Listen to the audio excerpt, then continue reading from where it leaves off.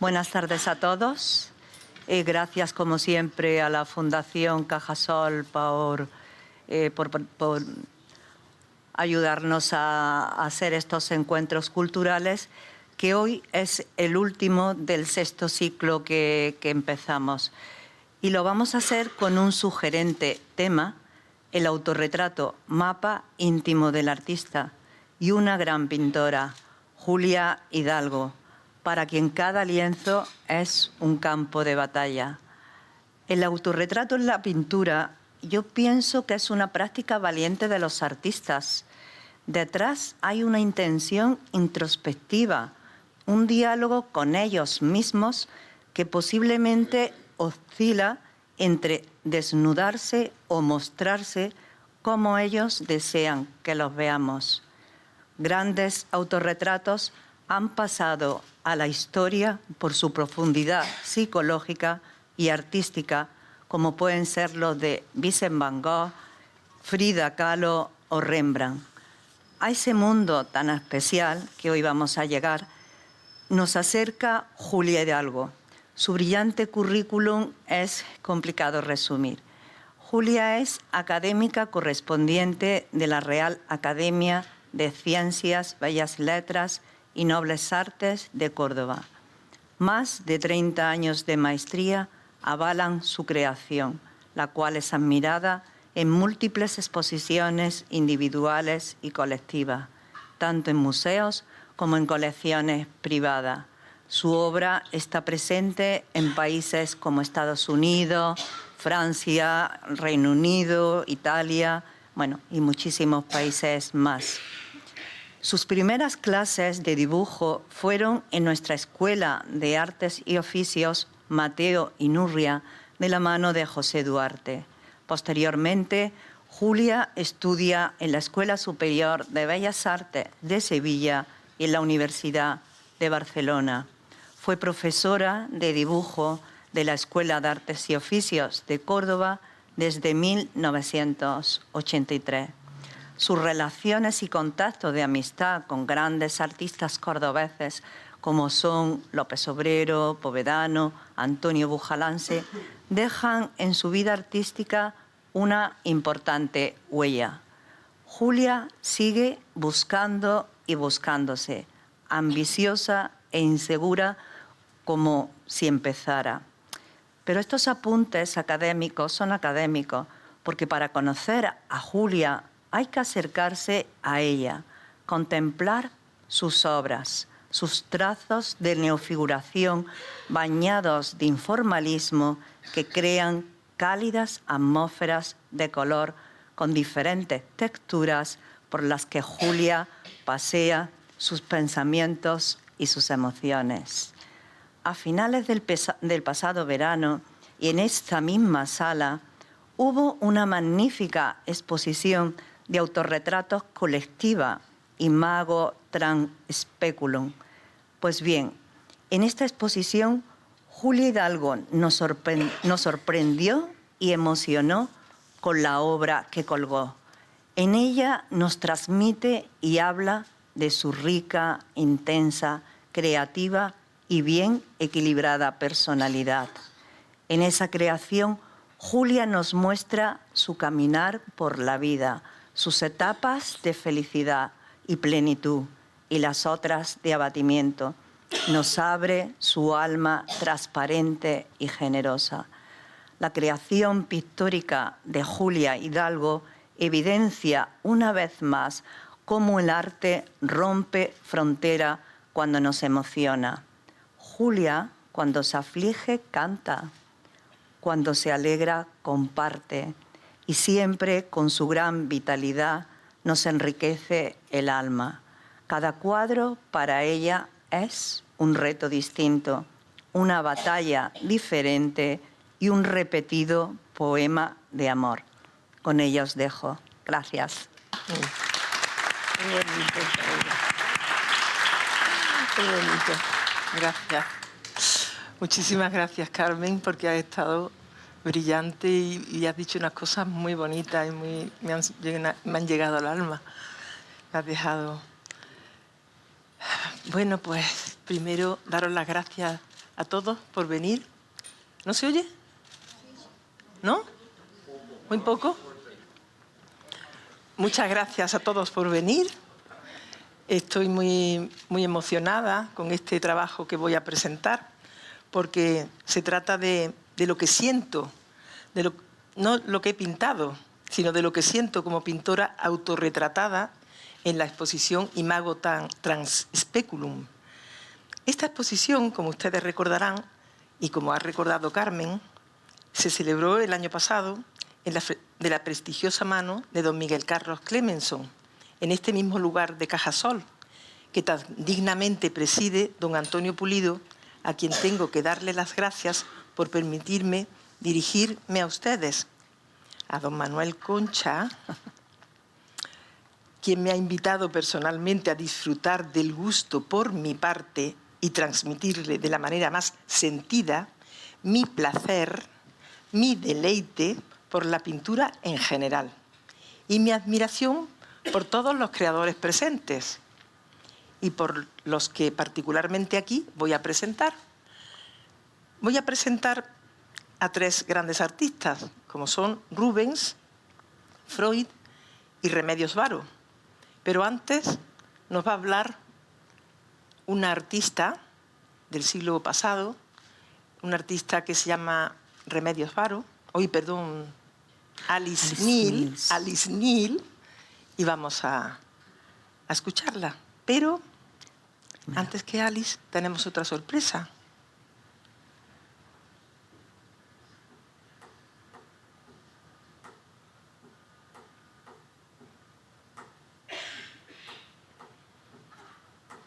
¿Es un corazón latiendo? ¿O es un artista creando?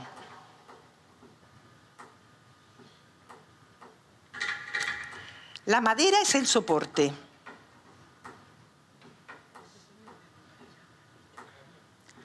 Los sonidos, los pinceles rasgueando.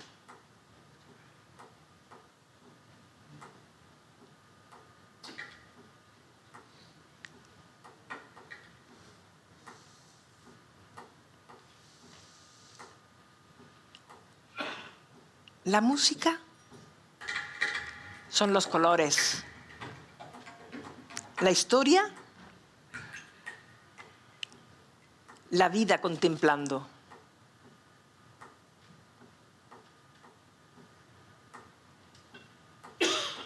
Relatos audaces o enamorados.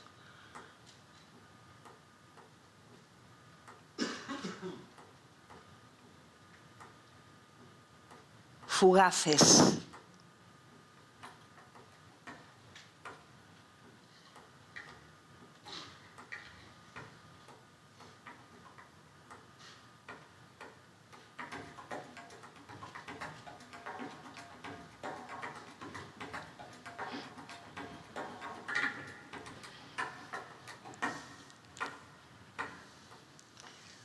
El corazón latiendo. El artista creando.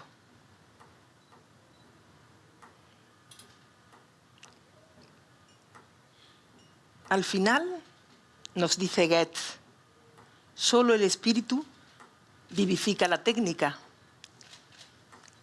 El artista creando.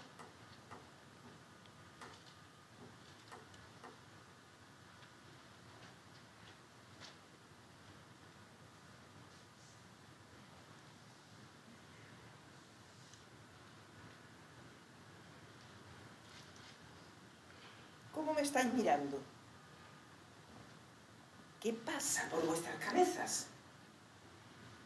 Os veo desconcertados, incómodos, quizás sorprendidos, inquietos.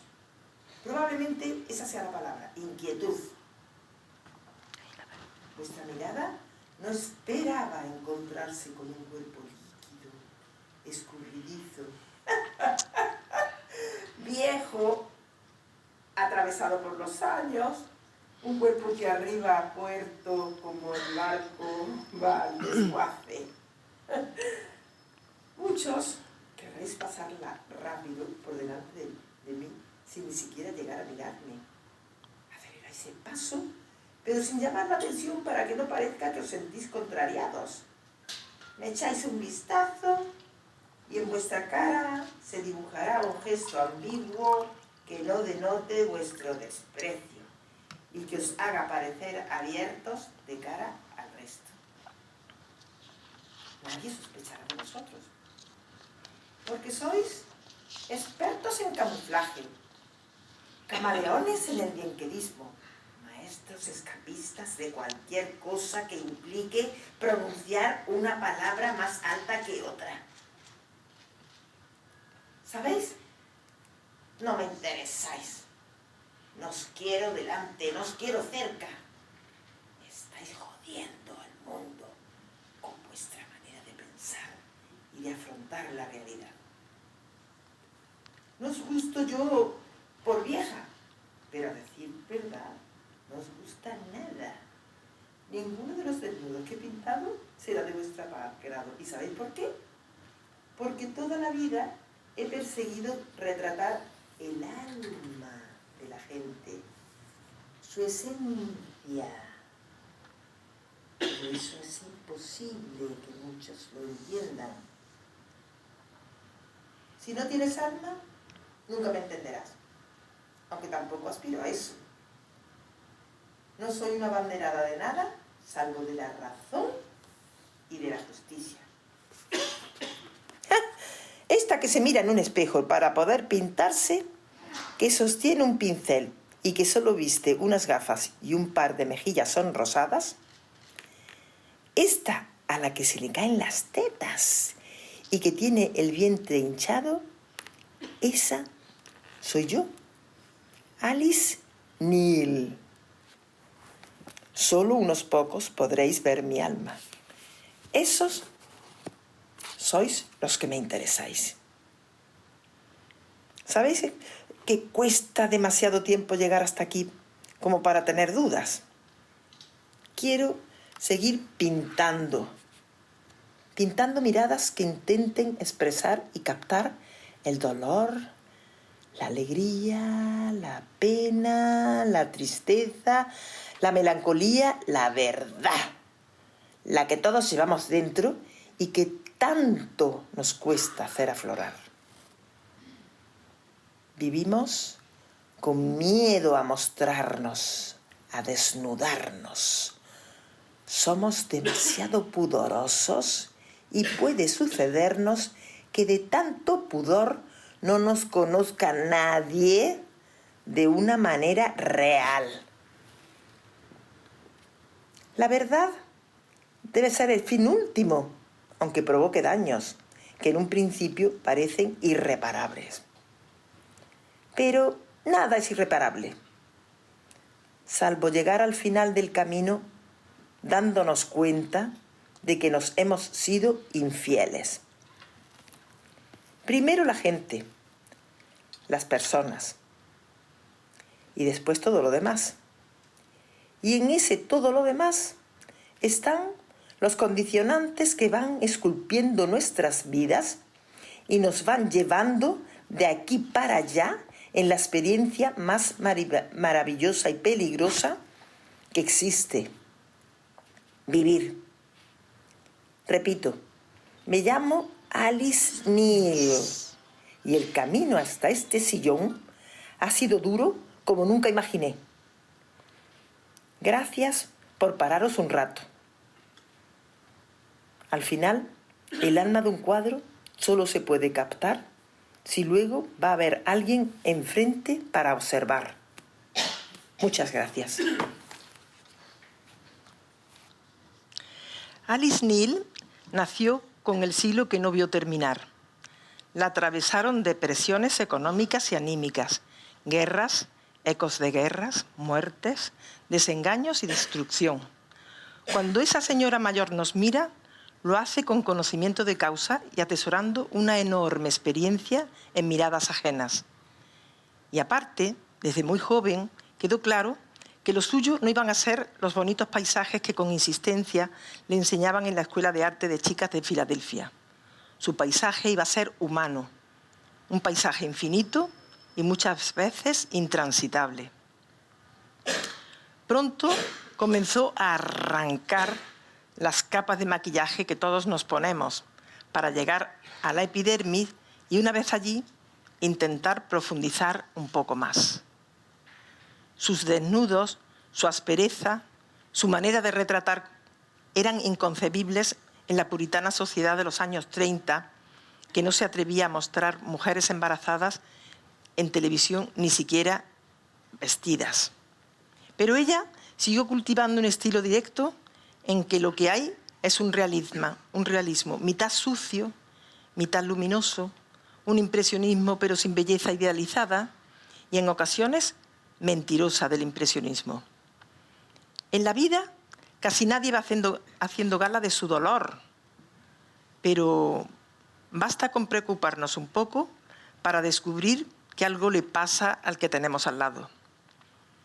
El cuadro espera que nos acerquemos y nuestro vecino probablemente también. Esa es la señora que nos ha mirado, con tanta dignidad como cabe en un cuadro.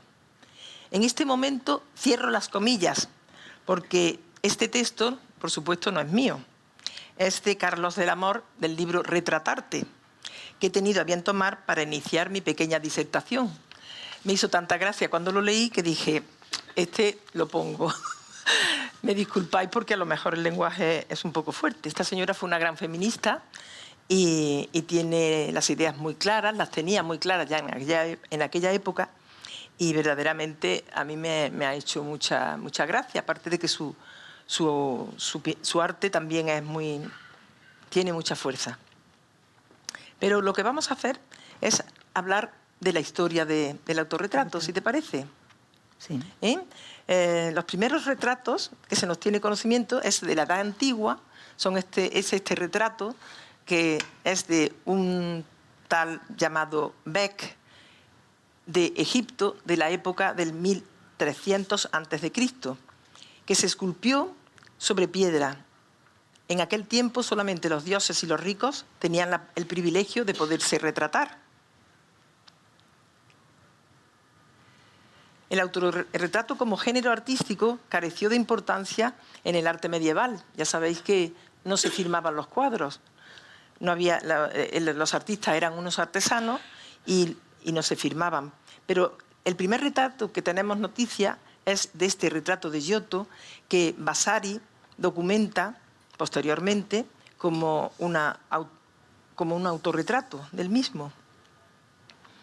Por supuesto, en la época medieval, pues los autorretratos se hacían primeramente con los espejos convexos. Entonces, claro, era una complicación mirarse en un espejo convexo porque las formas se deformaban totalmente. Por lo tanto, cuando ya se descubre en el siglo XVI, 1500 y pico, el cristal plano, que se hace en Murano, pues es una suerte porque ya el artista se puede retratar de 3/4, que es lo normal en el autorretrato, y tiene una gran precisión.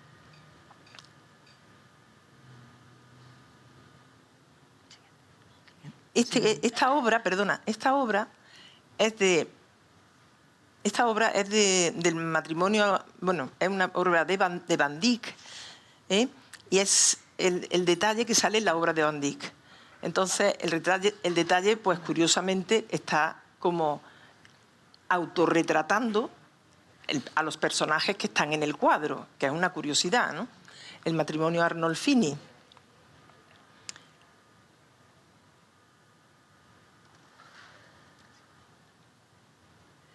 En la época del Renacimiento, ya en el siglo XVI, al principio del XVI, es cuando se inicia la costumbre del óleo.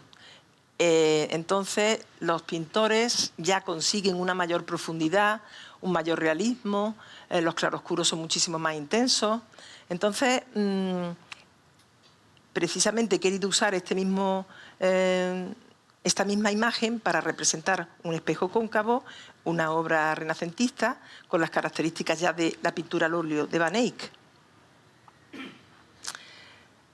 Durero ya en el siglo XV, a caballo del XV-XVI, pues tiene una obra muy importante como autorretratado, porque se hizo más de 40 autorretratos, algunos de ellos eran grabados.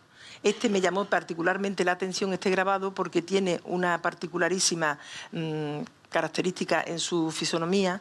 La cara está determinada con mucha fuerza, y luego los negros aterciopelados maravillosos que él hacía en los grabados, pues aquí son un embeleso, es una maravilla este autorretrato. También tiene muchísimos pintados, ya os digo, más de 40 creo que se hizo, 50.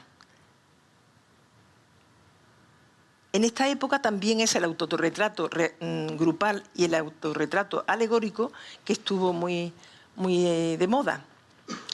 Ya en el siglo XVII aparecen los primeros... perdonadme porque las fechas que se me van y por eso lo tengo que tener apuntado. En el siglo XVI, XVII es cuando empiezan a aparecer los autorretratos femeninos. Y aquí tenemos a Artemisia Gentileschi en un autorretrato que se hace. Bueno, ya sabéis, el padre de Artemisia era una persona pues muy inteligente y le dio el oficio de pintora a Artemisia y la hizo una gran artista. Como tuvimos la oportunidad de ver con Mercedes en la Catedral de Sevilla, aquella restauración tan buena que le hicieron a un cuadro de... Pues este autorretrato, que es tan bonito, es de Artemisia y curiosamente está pintando. Las mujeres en la época se inician en los autorretratos haciendo una labor siempre, algún trabajo, así como los hombres están vestidos de personas importantes, son mucho más... sobrio, elegante, ¿no? Más sobrios, más elegantes. Las mujeres están siempre haciendo un trabajo, siempre la mujer. Y aquí tenemos este bodegón que me ha gustado porque, como hablábamos de Vasari anteriormente, que era muy amante de los espejos, aquí hay un autorretrato, en este bodegón hay un autorretrato en chiquitito, al fondo de esa pompa de cristal, y es una curiosidad muy barroca, muy característica, me ha gustado ponerlo. El retrato de Van Gogh, que es un retrato que se hizo, curiosamente, bastante avanzada ya su vida, pues muestra a un Van Gogh bastante, yo lo veo tranquilo, porque se le ve una mirada bastante tranquila. Está muy ordenado, todo su espacio está muy ordenado, las pinceladas están circundando la imagen de una manera muy pautada y está bastante estable. No he querido poner otros que se arrancan la oreja, que en fin, todos esos, porque...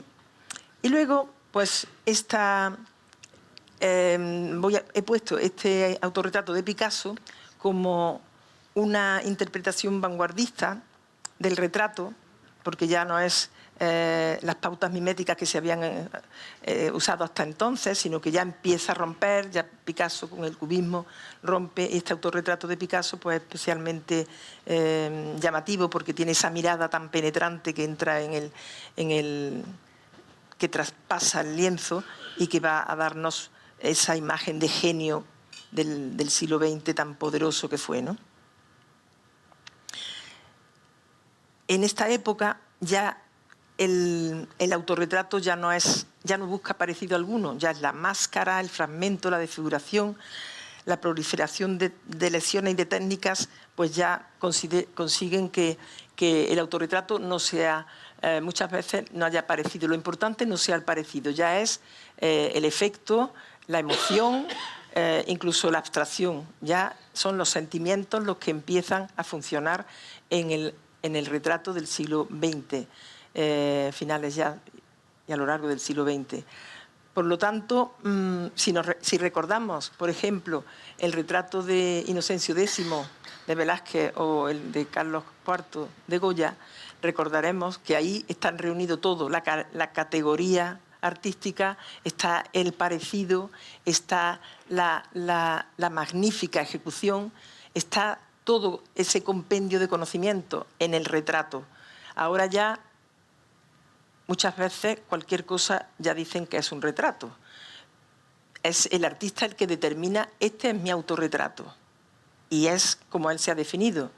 Pero para mí, el retrato es algo que tiene que llevar alma, que tiene que reflejar un momento determinado, que tiene que tener unas características plásticas muy buenas, muy interesantes, y además tener un parecido.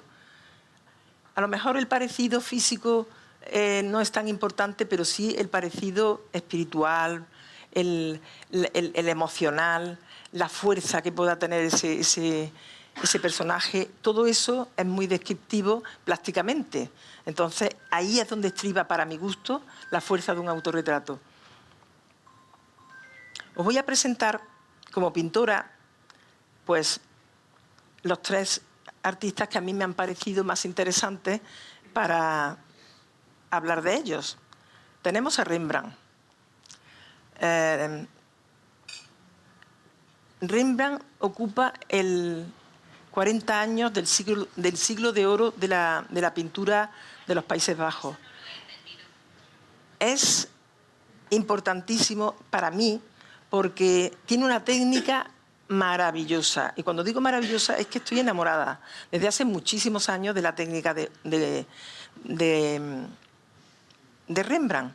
Porque hace muchos años tuve la oportunidad maravillosa de que Emilio González me llevara a recibir un cuadro de Goya a la casa de unos particulares. Me dice, vente, Julia, que vas a ver una cosa que te va a gustar mucho.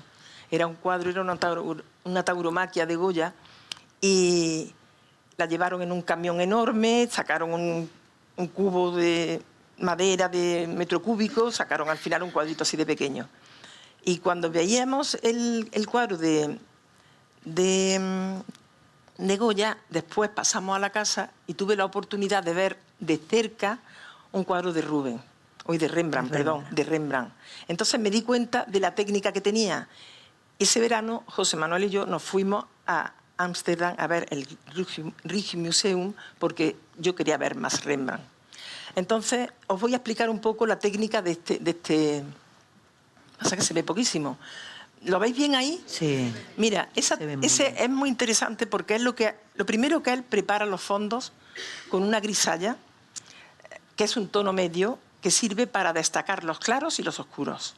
Tiene el medio, y esa grisalla algunas veces es verdesca, porque tira a verde, y otras veces es la mezcla de tonos más neutros. Algunas veces hace esos fondos planos completamente, como son en los retratos, por ejemplo, ya veremos ahora, y otras veces la hace por zonas. En este cuadro la ha hecho por zonas.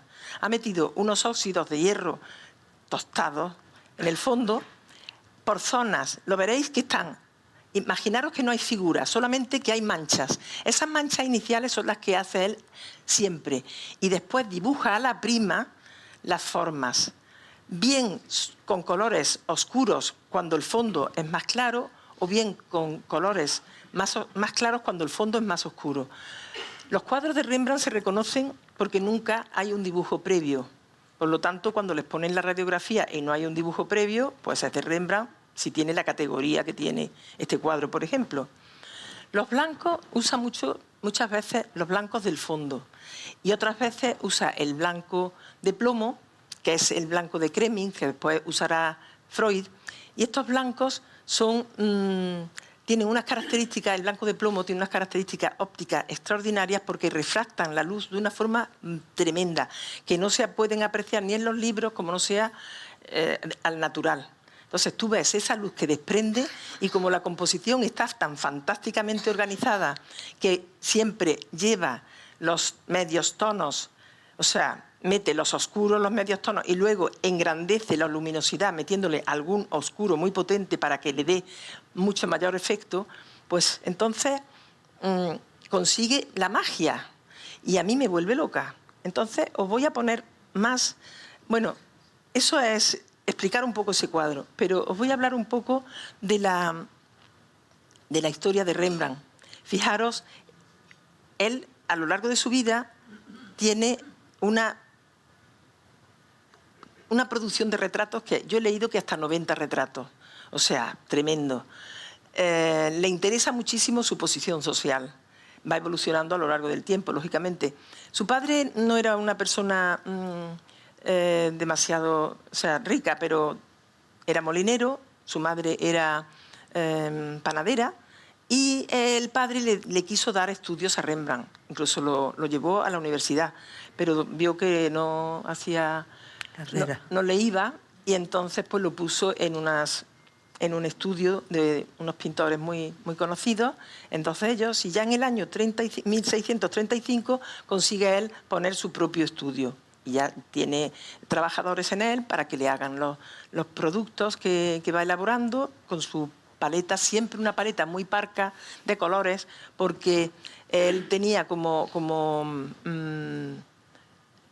maestro del color a Tiziano, y Tiziano decía que lo importante no era la cantidad de colores, sino la calidad que tenían esos colores. Cuanto más la paleta más reducida, más amplio se puede hacer la gama de color, muchísimo más interesante es el cuadro.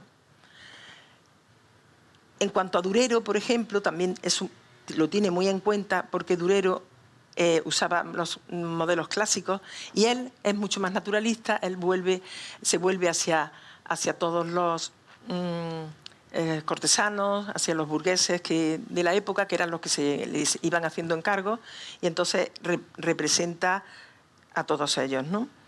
Empieza a hacer muchísimos retratos. Pero a lo largo de su vida vamos viendo un poquito, fíjate, aquí, por ejemplo, es extraordinario porque tiene muchísima influencia de Caravaggio. El claroscuro de Caravaggio en este retrato está clarísimo. Parece todavía que le da como apuro de mostrar sus ojos, cuando luego vemos que los ojos son muy importantes en su autorretrato, pero aquí los oculta, y tiene un contraste de luz muy importante. Este otro ha sido un dibujo que me ha llamado mucho la atención por la técnica. Está pintado, es una aguada en un principio, y también está tocado pues con una brocha y con un pincel muy fino. Es el único autorretrato, tiene otro, que se dibuja sin atuendos ostentosos. Está con camisa y con una nariz que se hace muy prominente, y la boca abierta, que denota que está casi hablando, ¿no? Este retrato con golilla aquí ya empezamos a ver a Rembrandt con 29 años, que tiene ya un aspecto de señor importante, empieza a tener ya éxito y empieza a ser un gran artista. Como ya os he dicho, el siglo de oro del arte de los Países Bajos está totalmente invadido de su obra. Este retrato mira un poquito hacia atrás y está vestido a la usanza del Renacimiento, porque le interesaba muchísimo la observación de las pinturas italianas, y aquí pues se retrata al estilo del Renacimiento. Aquí también pues es Rafael el que está está copiando a Rafael en la postura de... Ay, no me acuerdo. Bueno, es fantástico, es un grabado, ¿eh? Fijaros cómo saca la manga, lo ricamente vestido que está. Bueno, está fantástico. Perdón. No. Perdón, yo me he ido. Y aquí tenemos a un Rembrandt que está autorretratado de frente, que es rarísimo. Está de frente como si fuese un rey. Está ataviado con todas las vestiduras de una persona importantísima, incluso tiene cetro. Sí. Fijaros lo importante que se ve ya. Es el momento más crucial, más importante de su obra. Está más potente, ¿no? Más potente, o sea, está hecho...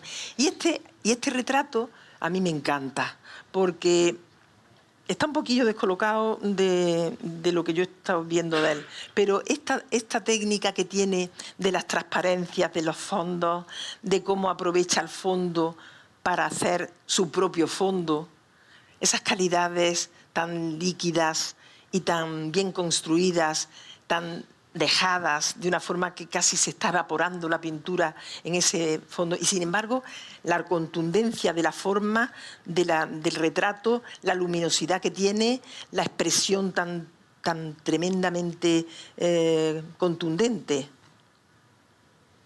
Esto va para atrás y para adelante como quiere, ¿eh? Bueno, soy yo, perdón. Ya. Y al final tenemos un curioso retrato de Rembrandt. Fijaros que está sonriendo, está viejísimo. Está ya muy mayor. Y está sonriendo. Entonces se ve, en la esquina se ve a una señora que le está contando una historia de un pintor que en la época clásica le habían dicho que pintara a la diosa del amor. Y cogió a una modelo muy, muy, muy vieja para pintar a la diosa del amor. Entonces aquí se está refiriendo él con esa mirada, con esa sonrisa, esa mueca, pues como si él fuese la diosa del amor. Ya con esa edad deja de ser el dios de la pintura y empieza a ser la diosa del amor.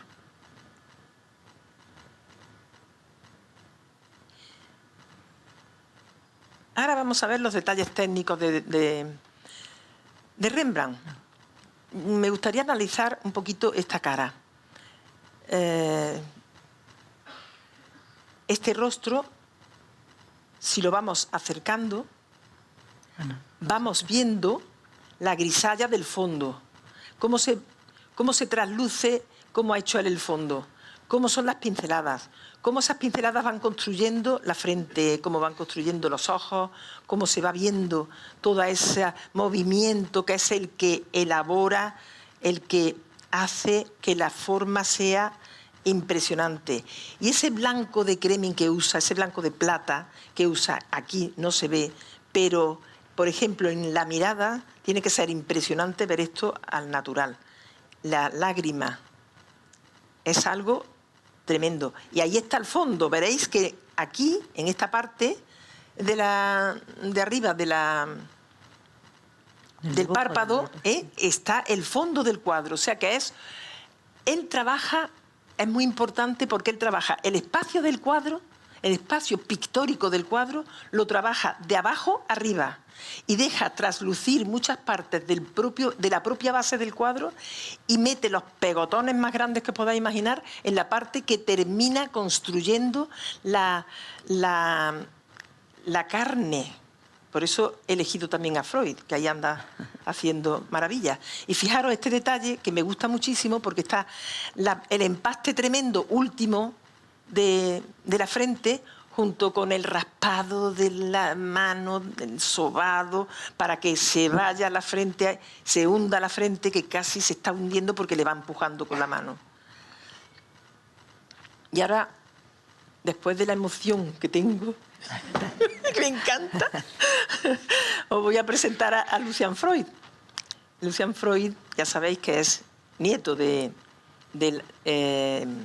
psiquiatra, nació en el año 22 en Alemania, pero se tuvo que ir a Londres con motivo de la Segunda Guerra Mundial. Estudió en Londres y fue muy amigo de Bacon. Es un pintor que tiene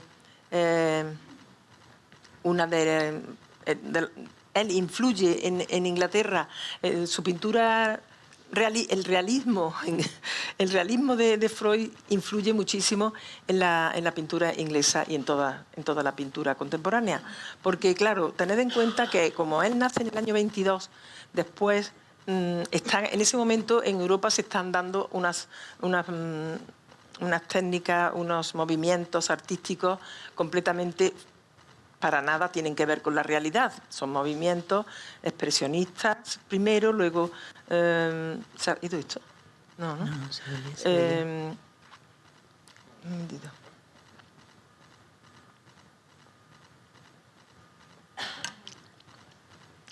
La abstracción, en fin, todos los movimientos, después lo conceptual, en fin, que todos son movimientos que no tienen nada que ver con la realidad. Sin embargo, Freud se pone a hacer el retrato figurativo y crea escuela, la Escuela de Londres, junto con Bacon. Entonces, la técnica de Freud es muy compleja, porque en un principio él era surrealista, como podemos ver en esta obra, pues hacía una pintura plana. Él fijaros, aquí tiene unos elementos que no te puedes imaginar que son una pluma, no sé lo que significa, no se ha explicado nunca qué es lo que significa la pluma y qué es lo que significan las siluetas del fondo del cuadro. Este surrealismo lo tiene él hasta los años 50. Y hay una serie de yuxtaposiciones, de elementos que se combinan en este surrealismo que no tienen mucho sentido, pero que para él, pues, lógicamente, le da una nota de carácter. En aquellos momentos no era demasiado famoso y tampoco él estaba muy contento con lo que estaba haciendo, porque la pintura que hacía era muy líquida, muy fluida, tenía que trabajar en horizontal. Entonces, porque si lo ponía vertical, se le chorreaba. Entonces, había copiado un poquito la técnica de Picasso, que hacía unos esmaltes en aquellos momentos que le llamaron muchísimo la atención, y estos yo creo que están influidos por esa técnica de Picasso, esta técnica surrealista. Pero no estaba contento con aquello y él quería cambiar. Y de repente, fijaros qué curioso, que cambia. Bueno, este cuadro es del año 51, es la habitación de Paddington, y ganó el premio del Consejo de las Artes en el Festival de Gran Bretaña. Este personaje aparece bajo una potente luz. Él, bueno, os digo, pintaba... voy a seguir por el tema de lo que es la corporeidad de la pintura. Cuando ya se da cuenta de que no puede seguir por ese camino que es la línea ribeteando la forma, él necesitaba otra manera de expresarse, necesitaba tener la carne, él quería oler la carne, tener la carne, manejar. Daba vueltas alrededor del modelo, lo tenía muchísimas horas, muchísimos días, muchísimos meses, el mismo modelo delante, y hasta que no conseguía sacarle todo el partido posible, no paraba. Entonces, descubre esa carnalidad, representar esa carnalidad, él la descubre precisamente con el blanco de plomo. El blanco de plomo que ya Rembrandt había usado, pues él lo descubre tarde, porque lo descubrió en el año 53. O sea que, pero curiosamente, fijaros que se prohíbe, porque es muy venenoso. Y entonces, pues, se compró todos los blancos de plomo que había en Inglaterra, hasta que acabó con ellos. Y ya me imagino que es un desastre. En fin, el caso es que descubrió no solamente el blanco de plomo para usar esas formas tan sinuosas, tan construidas de los desnudos, que me he ido a los desnudos y no he terminado con el surrealismo. Es que me gusta Bueno, os voy a decir un inciso. Este cuadro, que a mí me llamó la atención porque es interior con planta, es una planta araña que domina el primer plano, y detrás hay un espejo que refleja al pintor. Y a mí me ha hecho gracia este cuadro porque me ha llevado un poco al cuadro de las Meninas de Velázquez, ¿no? Que el pintor, que la familia real se refleja en el espejo. También el otro que hemos visto que se reflejaba en el espejo, ese autorretrato. Esos guiños que se hacen en las imágenes, a mí me gusta mucho referirlos, y me lo he pasado muy bien buscando similitudes y haciendo este trabajo que para mí ha sido apasionante, pero que me cuesta porque en fin, no domino mucho la técnica, como podréis ver. No, ahora ya se me ha ido. Ahora ya para abajo. La siguiente. Se ha quedado parada. Arturo. No. ¿Por qué se me ha quedado parada? Ah, claro, lógico. Perdona. Espérate, me voy a ir aquí. Ahí. Esa. Esa, ¿vale? Perdón. Mirar, deciros que Freud en un principio dibujaba la línea, dibujos de línea. Lo primero, dibujos de línea.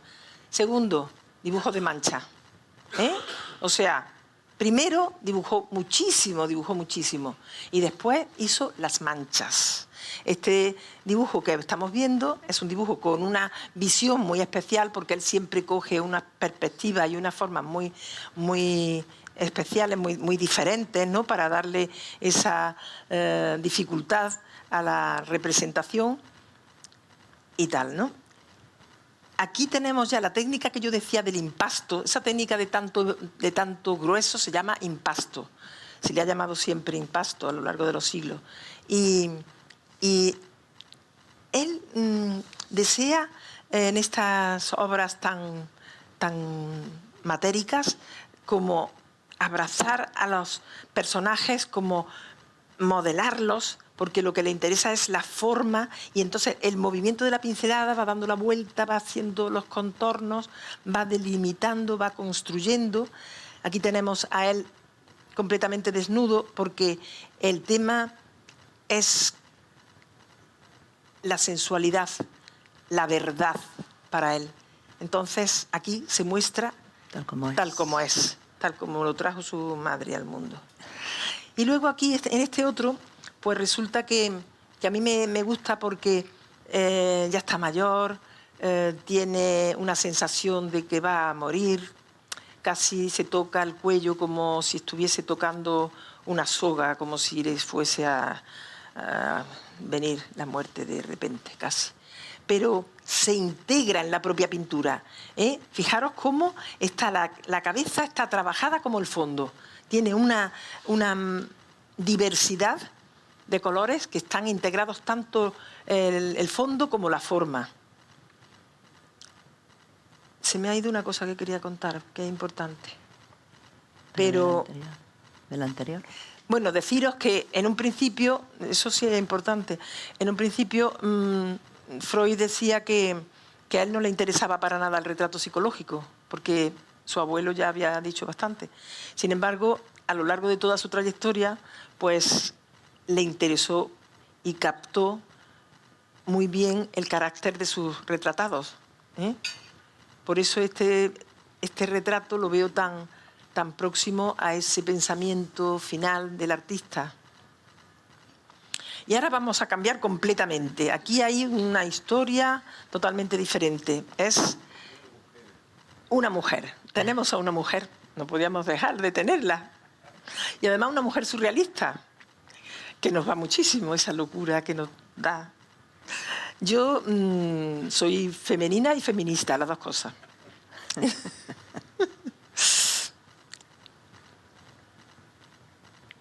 Aquí tenemos a una Remedios Varo. Aparentemente, en una primera impresión, la obra de Remedios Varo puede conducir a una conclusión equivocada, dado su sugestivo poder de belleza formal, olvidando que casi siempre detrás de ella se oculta un significado profundo y trascendente. Es una mujer muy interesante que nació en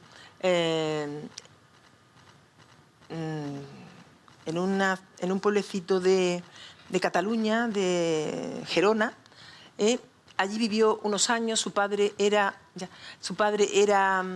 ingeniero hidráulico y viajó muchísimo con su padre. Esos viajes le sirvieron a ella de estímulo para su creación, muchísimo. Y es una mujer alegre, es una mujer que vive una vida muy intensa en París, con todos los surrealistas. Fue amiga de Max Kern, de René Magritte, de Dalí también. Bueno, con Dalí estudió en la facultad, en la Escuela de Bellas Artes de San Fernando. Estuvo con Dalí y luego pues viajó mucho con sus padres, estuvo en París y allí pues estuvo con todos los surrealistas del momento, nutriéndose muchísimo de sus experiencias e incluso trabajó con ellos en revistas. Aquí hay a una mujer que es escritora, fotógrafa, diseñadora textil, y terminó viviendo en México. México le iba como anillo al dedo, porque, claro, hay allí un mundo tan mágico, tan surrealista, tan del color, de la forma, de todo lo que es el estímulo de la creatividad, que a ella pues le estimuló muchísimo. Teniendo una serie de cuadros que veréis, era muy cómica. Aquí, por ejemplo, hay un cuadro que le llama Cirugía Plástica, y el humor y la fantasía se dan la mano, porque a ella se la ve llamando al timbre con la nariz en la puerta de la clínica de un cirujano plástico, que era Jaime Ast, y que debería de operarla porque tenía gran preocupación por su nariz. Era una mujer muy guapa, pelirroja, con unos ojos verdes enormes, y era una mujer muy interesante. Armonía es esta obra que recuerda a San Jerónimo de Antonello da Messina, el siglo XV, está absorto en su trabajo. El San Jerónimo está absorto en su trabajo, pero aquí este personaje también está en ese momento de la concentración, de la creación, y está en un ambiente como gótico, como con unas formas muy extrañas. Hay unos trampantojos que casi se salen del cuadro y conversan con ella.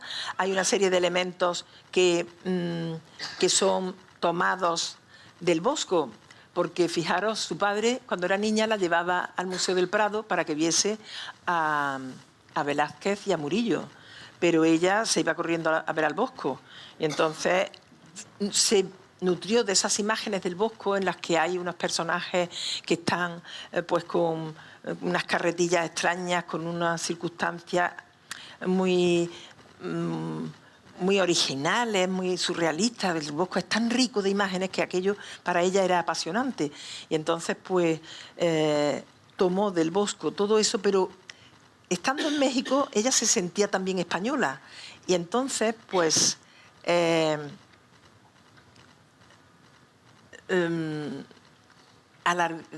tuvo la costumbre de alargar muchísimo las figuras, y se supone que era en recuerdo a la figura del Greco, así como también a otros autores españoles,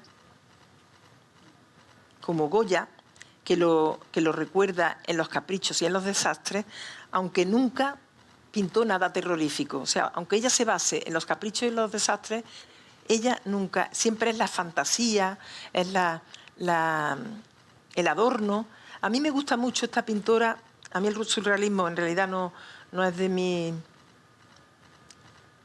no me interesa mucho, pero me interesa muchísimo la técnica. Es una técnica tan rica, tan interesante, y tiene un colorido tan especial y tan personal, que es algo extraordinario.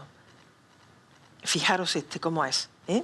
Los hechizos y los presagios eran una realidad para ella. El papel del mago, muy importante como personaje que transforma la sociedad. La magia, lo sobrenatural, la metáfora, lo absurdo, lo trascendente, era el trabajo que a ella le ocupaba. En México había encontrado su mundo, aunque hay muchos aspectos escondidos detrás de su obra que no permiten ser aclarados. El viaje inesperado. Aquí se repite la costumbre que ella tenía de viajar, porque ella decía que hay que viajar para aprender, hay que viajar para nutrirse, para investigar. Y ella es un chocar, fluir, flotar, correr, estallar, hervir.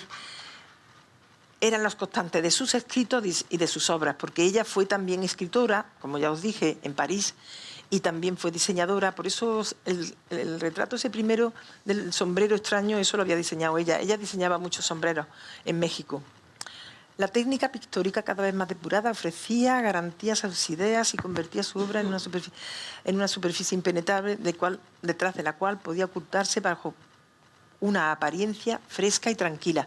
Bueno, es que es importante el decir que ella... yo he leído mucho sobre ella, pero al final en una tesis doctoral que se hizo, decían que le habían estado haciendo una serie de preguntas a los conocidos que todavía vivían y no quisieron ser muy explícitos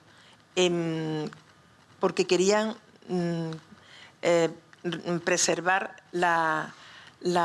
el misterio de su obra, porque ella no lo contaba, ella no quería, ella tenía un mundo interior que no quería reflejarlo solamente en imágenes, no contadas. Entonces, pues la verdad es que todos son pura imaginación y sí se deduce que todas estas pinturas que yo he ido poniendo son ella. Es ella que está flotando, está riéndose, está jugando.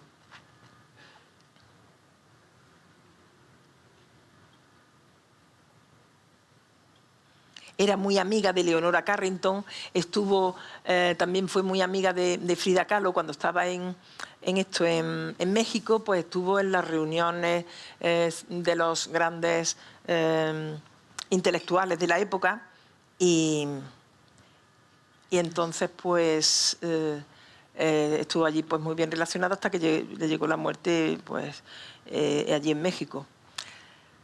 Bueno, y ahora pues esto que veis aquí es modestamente mis autorretratos, que yo lo que he querido es mostrar a través de la manera de presentaros la obra mi propia manera de ver mi pintura. O sea, no ha sido mis autorretratos los que he comentado, porque ya los visteis. No me gusta comentar mis trabajos porque soy para eso como muy tímida, aunque no lo parezca, pero en este trabajo que hice sí os quiero decir que tuve la osadía de tratar diferentes técnicas, como por ejemplo la primera, que es una Julia Pop, la segunda es una Julia joven que está sobre las técnicas son todas diferentes y los soportes también. Esta está hecha sobre papel, es un grafito sobre papel. La tercera es un acrílico sobre cartón. El cuarto, que es ese, es el que más, en el que más me he inspirado en Rembrandt, en el que me sigo inspirando en Rembrandt, porque son los colores de Rembrandt, los óxidos de Rembrandt, el fondo dejado más libre, porque se trata de una nota. La fotografía que me hizo mi amiga Paquita Carazo. Luego aquí tengo una cosa que puede ser un poco surrealista, podríamos decir, que es el retrato de Klimt metido en el Julia, con un desprendimiento de material de oro, generosa yo, con un gato que me está besando. Necesito los besos. Entonces, porque desgraciadamente, como veis en este otro, pues estoy sin lo que yo he querido más en el mundo, que ha sido mi marido, y cuando murió para mí fue terrible. Me imagino que me está viendo porque él me animaba siempre a hacer esto que estoy haciendo ahora. Lo estoy haciendo por él y por tu culpa. Julia se va, es una grisalla, y Julia conceptual es como si fuese el legado de Julia. Y aquí acabo. Me perdonáis si he sido un poco saltimbanqui. Uy, me imagino que a lo mejor se me ha movido muchísimo. Bueno, muchísimas gracias por estar aquí. Y yo creo que ya lo he dicho todo, ¿no? Ya lo he dicho todo. ¡Oh!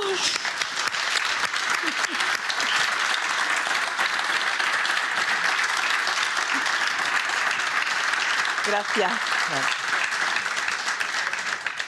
Bueno, muchas gracias, Julia. Yo creo que me reitero en lo que dije en tu presentación, que obviamente el arte cuando emociona, traspasa fronteras. Tú nos has ido dando un recorrido, creo que muy interesante para todos los que estamos aquí.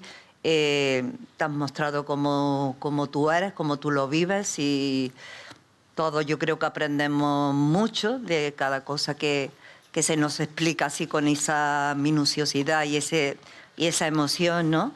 Y bueno, yo si alguien de aquí del público quiere también, tiene alguna sugerencia o quiere comentar algo, o quiere decir algo, pues yo creo que Julia también estará encantada de contestarle, ¿no? Encantada. Julia, los retratos que has puesto de Remedios Varo, ¿son todos autorretratos? Se dice que son todos autorretratos, ¿sabes? Son todas las características de su cara, la nariz larga, son las características de los ojos muy grandes, pero... No lo identificaba yo que fuesen autorretratos. Pues mira, yo he estado buscando autorretratos. El primero que os puse, este de aquí, el primero de todos, ese sí es un autorretrato de ella. Luego he visto varios autorretratos que he pensado que eran de ella y los puse y después me he dado cuenta de que no. Entonces, retratos de ella que refleje la realidad de su fisonomía, eso no lo he encontrado. Pero sí he leído en varias notas que era ella siempre la protagonista de sus cuadros. Entonces, si te fijas, pues una persona delgada, con la nariz larga, con unos ojos enormes, con un pelo rojo. Entonces, yo creo que es ella. ¿Tú te has dado cuenta lo que Ginés Liébana se inspira en Remedios Varo? Tantos y tantos, y tantos, sí. La cantidad de detalles. Sí, sí, sí, sí, sí, sí, sí, sí, sí, sí, sí. Sí. Hay que ver, ¿eh? Sí. Cuando empiezan a comparar una obra de Ginés Liébana y con Remedios Varo, es que dices, bueno, pues es posible. Sí. Yo creo que es la influencia más grande que... ¿Tú crees que es la más importante, no? Sí. Sí. Pues fíjate. Primero de todo, enhorabuena a las dos, porque habéis estado fantásticos. Muchas gracias. También me ha parecido que lo de Lucian Freud, eso, el cambiar la materia para pintar, cómo ha hecho un contraste tan brutal con su primera época y con la época ya conocida de Lucian Freud, de los desnudos desgarrados, de esa corporidad tan muchas veces insultante, ¿no? Sí, sí, sí, sí. Y todo es en base al blanco de plomo. Pues él descubre el blanco de plomo y el pincel de cerda. El pincel de cerda, porque usaba pinceles de Marta, y claro, los pinceles de Marta, cuando le ponía la pasta, pues se quedaban que no se podían manejar. Entonces llega un momento en que encuentra el blanco de plomo y el pincel de cerda. Entonces empieza a darle corporeidad a su pintura. Y ya también en la pintura le puedes meter carga. Entonces yo supongo que él le mete carga, metiéndole un buen barniz a la carga. Y luego el aglutinante es el barniz, el pigmento es el color y la carga pues puede ser polvo de mármol, puede ser polvo de pómez. Sí, sí, sí, totalmente. Sí. Y luego él siempre pintaba a sus familiares, a sus amigos, no hacía prácticamente retratos. Hizo el de la reina Isabel II, que se esperaba todo el mundo que iba a ser un cuadro imponente, y pinta un cuadrito así, fea para rabiar. Entonces se reía. En ese caso, él no quería hacer retratos. Una cura de humildad. Pues millones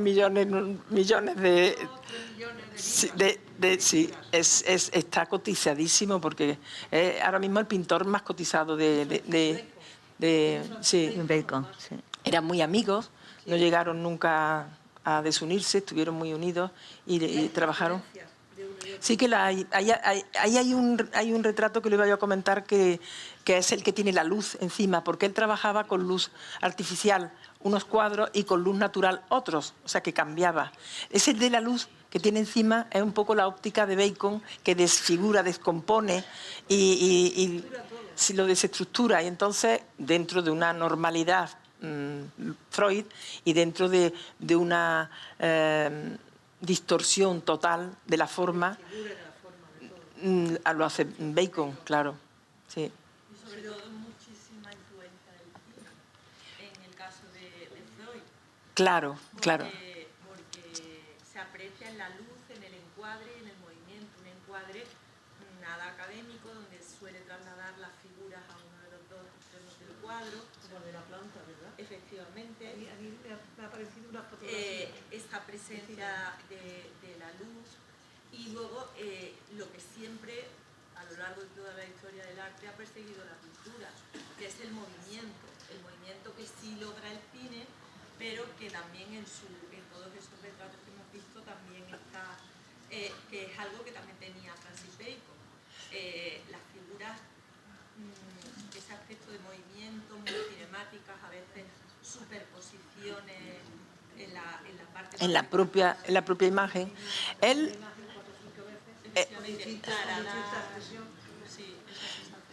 Él le daba vueltas y vueltas a los personajes cuando los iba a pintar y los pintaba desde muchas perspectivas diferentes. Se acercaban mucho a ellos para poderlos ver de una forma muy, muy próxima y muy detallada, para darle ese movimiento del que tú estás hablando, que efectivamente es el movimiento de su propia pincelada a la hora de construir. Él primero pintaba los tonos medios y después iba a los oscuros y después a los luminosos con el blanco de Creming, que era el que él usaba y que luego ya, pues me imagino, bueno, si se compró todos los blancos de plomo que había, igual todavía le quedan en su casa a la familia. Julia. Sí. Muy bien. Bueno, gracias. Primero felicitarte, aunque te haya hecho pasar un mal rato y me has criticado. Ya hablaremos. Enhorabuena por la Gracias. conferencia que has dado, que nos has aclarado como pintora que eres, los intríngulis de la pintura. Me encantan. A ver, una pregunta técnica te voy a hacer yo. Cuando los artistas, con los que has puesto tú o todos los artistas, se hacen un autorretrato, mi pregunta es, ¿ellos pintan mirándose a un espejo o haciendo una foto antes, o es la imagen que ellos tienen de sí mismos? Pues yo creo que hay de todo. Hay quien se pone el espejo delante y se saca hasta la pestaña. Hay el que se conoce de memoria porque es muy narcisista y él sabe que es guapísimo y se pinta de memoria. Y entonces, a lo mejor, eso ya no voy a decirle, pues quieren hacer un análisis hacia adentro y se tratan de exagerar las formas que le dan el carácter que ellos desean. O bien de belleza, o bien de carácter, de más dureza o más, ¿sabes? Pero tiene que haber de todo. Yo, por ejemplo, los míos, algunos me lo he hecho mirándome en el espejo, otros es un collage. O sea que yo he procurado, siempre he tenido el espejo, siempre. Y me he copiado en algunos casos, hice más. Y tú concretamente, cuando has hecho tu autorretrato, que nos encantó a todos cuando lo vimos aquí, ¿cómo lo hiciste desde el punto de vista técnico? ¿Utilizaste alguna de estas técnicas que has dicho de espejo? Sí, de algo? Sí, porque mira, por ejemplo, el expresionista, el que estoy con colores muy duros, muy oscuros, que es el del duelo, ese es pintura directa. Pintura directa, o sea, pincelada tras pincelada, arrastrándolo más, pero pincelada tras pincelada. Sin embargo, el que decía yo que era como de Rembrandt, copiando la técnica de Rembrandt, son transparencias, son veladuras, son transparencias. Está completamente diferente. Casi es una pintura muchísimo más líquida, mucho más fluida. Luego, por ejemplo, el collage, pues ya os podéis imaginar, el collage tiene papeles, tiene letreros, tiene pan de oro, tiene de todo, ¿no? Y luego el dibujo no es nada más que un papel japonés que lo pegué a una tabla y lo dibujé con grafito. O sea, son todo técnicas diferentes. Y yo pues me he hecho muy rápidamente porque no he estado... Me quise hacer uno ya muchísimo más figurativo, pero como me gustó el resultado y me tenía que ir a México, pues lo dejé. Lo dejaste a su amor. Me hubiera gustado saber hasta dónde llego. Pero bueno, ya lo demostré en uno que le hice a nuestro amigo Joaquín Criado, que ese ha sido de los, y a otros más, que ese ha sido de los más amarrados que he hecho, y eso que también sabe uno hacerlo amarrado. Pero sueltos, tienen otra vida, tienen otra ilusión y tienen... En fin, si hay algo más... Pues nada, me ha encantado. Me lo he pasado muy bien al final. Sí. Pues nada, yo creo.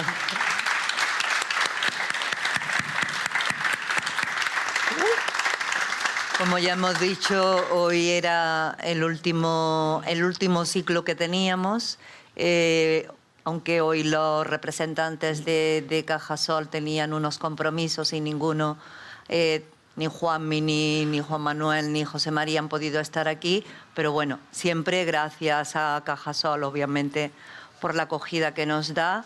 Por supuesto, también, como Julia, felicitar al doctor Concha, porque indudablemente también esto es una iniciativa suya, que bueno, los demás colaboramos, trabajamos, pero indudablemente hay que seguir animarlo para que esa ilusión no decaiga y siga y siga y siga. Muchas gracias a todos y bueno, pues nada, seguimos en septiembre, octubre. Yo le quiero dar las gracias a José, bueno, Arturo. A todos los es que cierto, nos han ayudado Juan, una barbaridad, a Juanmi cierto. nos han ayudado una barbaridad. Mucho. A mí me han dado muchísima paz. Es cierto. Eso es verdad. Es verdad. Nos hemos sentido muy acompañadas. Sí, ha sido muy bonita la experiencia. Muchas gracias. Muchas gracias. Gracias.